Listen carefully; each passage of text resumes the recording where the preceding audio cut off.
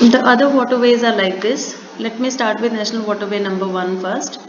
The total length of National Waterway number is 4,500. Please remember this figure. National Waterway number 1 is Ganga Waterway. This is the longest, that is 1620 kilometer. This is Haldia, from Haldia to Allahabad. Now the question that can come in your boards is why only till Allahabad? River Ganga is still here. So why not ahead? Because the area after Allahabad is hilly. So remember that. And till here the area is flat. So a river is in plain region, that is why it is navigable. But after that, after Allahabad, hilly area starts. So ships cannot climb, So that is why. So also remember that after this, so many rivers are also joining River Ganga. So amount of water is also, there is turbulency in water after this. But before, if you see this particular course, we don't have much of turbulency in river. So this is how this is navigable till here. After that, it is not navigable. When there are more rapids and waterfalls in a river, then waterways are not possible. Okay. It is covering the states of UP, Bihar, Jharkhand and West Bengal. Please learn this. Now, National Waterway number 2 is Brahmaputra Waterway. Brahmaputra River is navigable from Sadia to Dubri. Not before this, because before this it is in Tibet and also in high mountainous area, and after this it is in Bangladesh. So we can navigate it only in the plains of Assam. It is covering the state of Assam, West Bengal, Arunachal Pradesh and Meghalaya. So all little bit of West Bengal here also. And the length is 891 kilometer. National Waterway number 3 is West Coast Canal. West Coast Canal is navigable from Kollam to Kottapuram here, and the length is 205 kilometer. It is in the state of Kerala. It is mainly in the backwaters. So this is called as West Coast Canal. National Waterway number 4 has been made from Kakinada to Puducherry. Now Kakinada to Puducherry, it is also going, there's a diversion from Kakinada to Kakinada Canal in Godavari, and from Puducherry, in between it is going to Krishna also. So the total length is 1078, which is very long. It's a long waterway which is going inside to Krishna river and Godavari river also. It is covering the states of Andhra Pradesh, Tamil Nadu, Union Territory of Puducherry. So this is Tamil Nadu, this is Andhra Pradesh, and Union Territory of Puducherry is covered in these areas. National Waterway number 5 is Brahmani Delta Canal, which is 588 kilometer. So this is a delta. So river Brahmani is a small river in this area. This Brahmani delta from here to here. This is National Waterway number 5. Okay, you can see here it is 588 kilometer in length. Okay, from this dot till this red part. You just imagine this black dot is always here, and this is the beginning point and that is the end point, but overall in this both are with red color. National Waterway number 6 is yet to be made. You have only 5 in syllabus, so just learn 5 properly. National Waterway number 1, 2, 3, 4, 5. What I suggest you is to learn the starting point and the last point, and learn with their National Waterway number name and the rivers and the states they are covering. Length, if you want to leave, you can leave, but you can just learn the length of National Waterway number 1, which is very important. Now coming to the oceanic Major routes. ports of India.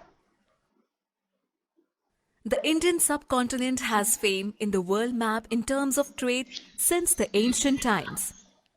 It was through the water route that various goods were imported and exported by the kings and the emperors in the olden days.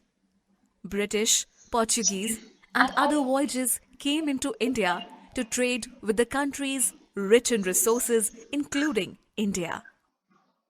The 7,500 kilometers long stretch of coastline extends from the state of Gujarat, Maharashtra, Goa, Karnataka, and Kerala on the western coast, and Tamil Nadu, Andhra Pradesh, Odisha to West Bengal on the eastern coast. The 12 major ports of India lie in these above mentioned states, and the 13th major port at Port Blair lies in the Andaman and Nicobar Islands. The major ports in India come under Central Shipping Ministry as per the federal structure of the Indian government. The major ports are responsible for handling traffic for about 74% of the total cargo in the country, including both exports and imports. As per their tonnage capacity, a majority of traffic has been seen in the ports of Vizag, Kochi, Chennai, Kolkata, and Kandala. The highest container traffic is seen in the ports of Mumbai and Jawaharlal Nehru Port in Navi Mumbai. Moreover, overseas shipping has an extremely important role to play in India's international trade. Now, let us glance through the ports located on the eastern coast of India. Haldia Port, Paradip Port, Vishakhapattanam Port, Ennore Port, Chennai Port, Tuticorin Port. On the western coast we have Kochi Port, Mangalore Port, Marmagao Port, Jawaharlal Nehru Port at Navi Mumbai, Mumbai Port, Kandala Port, and Port Blair in the Andaman and Nicobar Islands. Among the major ports, Mumbai is the biggest. Kandala is a tidal port. Marmagao enjoys the second position by the value of the tonnage of the bulk of which is export of iron ore. Vizag is the deepest land locked and protected port. Chennai has an artificial harbour. Kolkata has a riverine port. Now we shall study about these ports in detail. Haldia Port. Haldia Port is a major seaport in West Bengal. Port of Haldia receives bulk cargo of chemicals, petroleum and oils. It is also a base of Indian Coast Guard. Paradip Port. It is an artificial deep water port located in Odisha. Port of Paradip is a major port on the east coast and situated at the confluence of river Mahanadi and Bay of Bengal. Vishakhapattanam Port. It is the deepest landlocked and protected port built on the coast of Andhra Pradesh. An outer harbour has been developed to handle the exports and imports of iron ore, fertilizers, crude oil, manganese ore, spices, wood, mineral oil, coal, luxury items and other industrial and petroleum products. Ennore Port. This port has recently been developed to reduce pressure of traffic on Chennai Port. This is the country's first corporate port. The major items of traffic on the port are coal, iron ore, petroleum and chemicals. Chennai Port. Madras Port is one of the oldest ports of India and the second largest port of the country. It handles a variety of cargo containers, automobiles, coal, fertilizers and petroleum products. Tuticorin Port. It is an artificial deep-sea port. It is an all-weather port and receives a large volume of international traffic. Cochin Port. It lies on two islands of Willingdon and Vallarpadam and is the largest container transshipment facility in Kerala. It caters to the needs of Cochin refineries, Cochin Shipyard and Cochin Marines. New Mangalore Port. New Mangalore Port is a deep water port and only major port of Karnataka.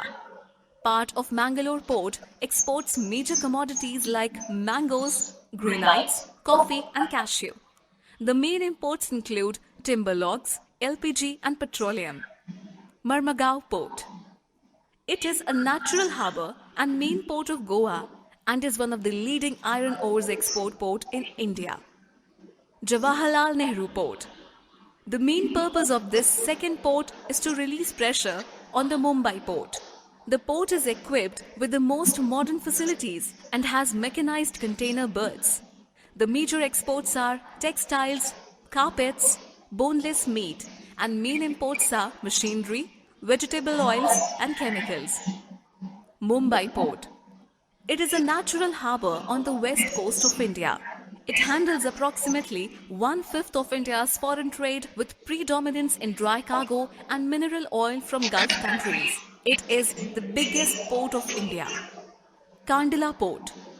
It is a natural sheltered harbour in Kandla Creek in Gujarat. The traffic handled at Kandla Port is crude oil, petroleum products, fertilizers, food grains, salt, cotton, cement, sugar, edible oils and metal scrap. Port of Port Blair. Port Blair is the youngest seaport in India and one of the fast developing ports of the country. Port Blair is the principal hub for shipping in the islands of Andaman and is also one of the most popular tourist destinations with several places of interest.